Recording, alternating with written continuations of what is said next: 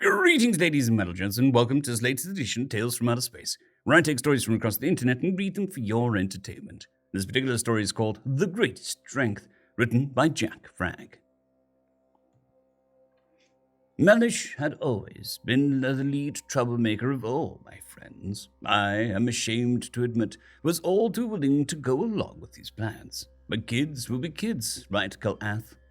The youngsters was caught by surprise at being called out by the old one, and was torn between disagreeing with an elder and admitting that he was involved in misbehaving. Cal sputtered a few unintelligible syllables before shrinking in on himself in confusion. Gimad smiled kindly at his grandpup's discomfort. Kids his age always seemed to forget that their elders had just been as rebellious. It never hurt to remind him that it was hard to fool those that had already been through the troubled years themselves. He didn't make the young Cal squirm for too long before turning his attention to the rest of the assembled puplings. Yes, I was happy to go along with whatever hijinks that Mel could think up. I'll admit it was fun, until the day that he decided that it would be fun to vandalize the garden of a human. A human? There was a collective gasp amongst the pups. But wasn't he a mighty warrior amongst their people? Wasn't he nice to everyone? Why? The questions from all over the group flew like a mating calls of Zack bugs in the spring thaw. He waited at the center of their questions until the manners reasserted themselves. He wasn't that well known at the time. All most people knew was that he was from a far-off planet and wanted to be away from his people. He made oaths of peace with the current elders, but built himself a little house of a morning's walk from our town, on this very hill. He kept to himself so well, we often forgot that he was there. But then we heard about his garden. My grand-elders took us pups to see it shortly after it was noticed. Even as a bored pup, the colors made an impression on me. The human must have labored long getting those flowers bushes to grow. I later would learn they called roses, and the cultivation of them can be an art form for humans. He never came out to greet any of the Germ al-Ethel when we stopped to admire his work. Sometimes we would see a window covering move, so we knew that he was still living there, but he never gave or denied permission to admire his efforts. I don't know what set Mellish against the human. Maybe it was just because he was an outsider. But one afternoon, after our lessons, he talked all of us into taking a much closer look at the magnificent flowers. Gamath took a sip of his tea to effect a dramatic pause for his young audience.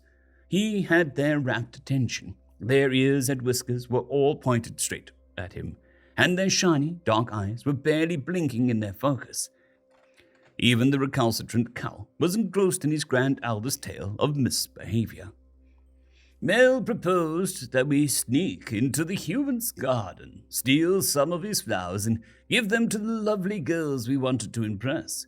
Seemed like a great idea at the time. A bunch of strong young gams with courage to raid the human's treasures, to win tokens of affections, to woo garments. How could that go wrong?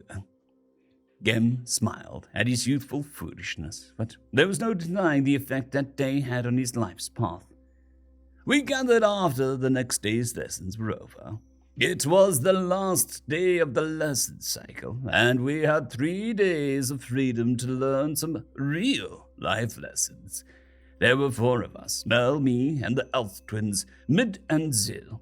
We were young and strong, so what took a strolling elder most of the morning, we completed before the sun was halfway past its zenith.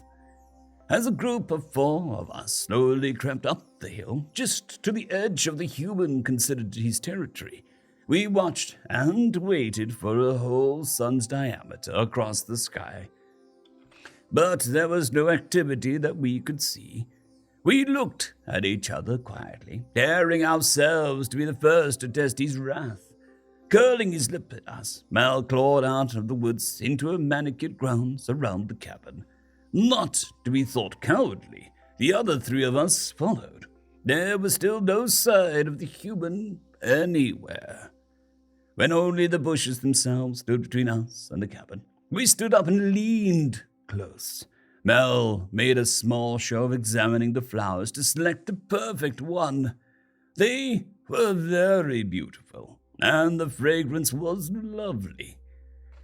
I expected the pretty Ella Nam to be thrilled that I brought her a gift of such beauty.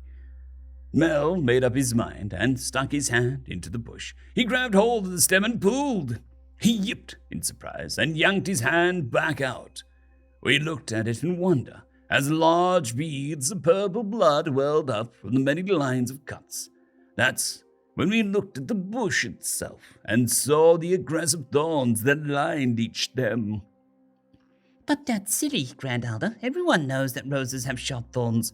One of the Pulpins interjected. Yes, we know it now, but kids back then weren't nearly as smart as you are these days.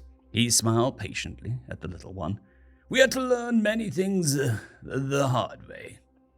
Now Mel was very angry at the plant for thwarting him. His mood changed from the thrill of exploration to the hardness of retribution. He clutched his bleeding hand close to his chest as we saw his mood change. There was going to be trouble. The three of us looked at each other, and he searched around the area, now careless about the presence of the human. Very close to the human's cabin, he found something he could use, and brought back a group of gardening tools. They were all taller than we were. Do you remember how much bigger the human is than Garm al-Ithil? Without a word, he handed the tools around. I still remember the slick feel on the handle where his blood had coated it. He looked around one last time, swung the tool high above his head, and struck the bush at its core. The whole thing shook as the metal tip bit into the central mass. Come on, guys. We can't let nasty things like this around. They could hurt someone. He smiled at us evilly as he swung again and took another hit. The center of the bus was starting to split down into the earth. I looked at the tip of my tool. It wasn't triangular like his was, but flat, straight-edged, looked like it could do some damage. The twins and I walked to our own bushes and started whacking away. It felt good. The tools bit hard into the cores of the bushes, and each strike broke off more of the branches. The petals fell like a ticker parade, celebrating our strength. We were enjoying ourselves so much that we didn't notice the return of the human until he roared out in anger. And that noise snatched us back to reality in less than a heartbeat. We were frozen in our spots as we looked around at what we had done. Now it didn't seem so righteous. Almost every one of the beautiful bushes was shattered and flattened. The human was shining with rage as he stomped over to us. The twins dropped their tools and ran. Mel took his ground for a moment, looking like he was going to strike the human with his tool, but changed his mind as the massive creature loomed over him. He yipped, threw the tool at him instead, and then ran off after the twins. What did you do, Grand Elder? One of the puplings ventured. Gam looked at Cal Ass, and the adultling stared back, challenging him to tell the truth. Why, I froze absolutely still. Weren't you scared of him? I was terrified and embarrassed. The human looked around at the results of our vandalism, and I was sure they would tear me into pieces. The rumors said that he was strong enough to do so, and being so close and feeding his rage, I believed them. He walked over to the fallen plant and picked up one of the more intact flowers. He ran his fingers down the stem and carefully straightened the crumpled petals.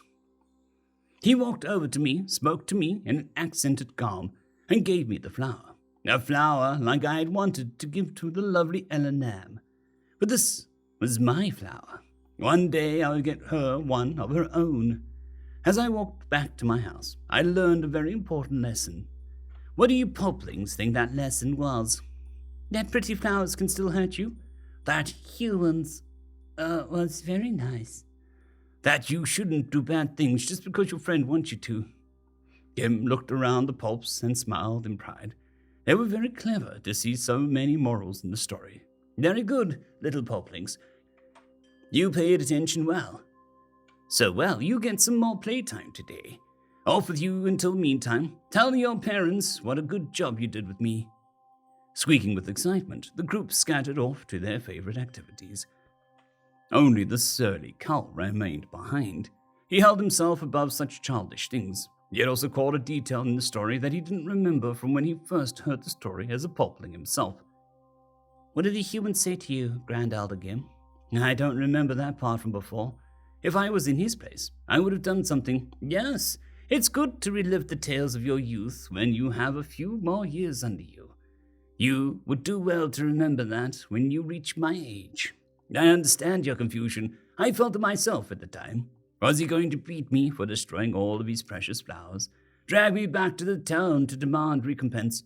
Either of these things and more. I can understand my ignorance. Instead, he gave me a gift, rendered harmless with his own hands. I watched him cast off the rage like a set of dirty clothes. He presented me a flower and gave me the greatest words of wisdom that I have ever heard. And they were, the greatest strength is not using it. Cull's ears dropped in confusion. What does that mean? Gim placed his hands on the young Gom's shoulder.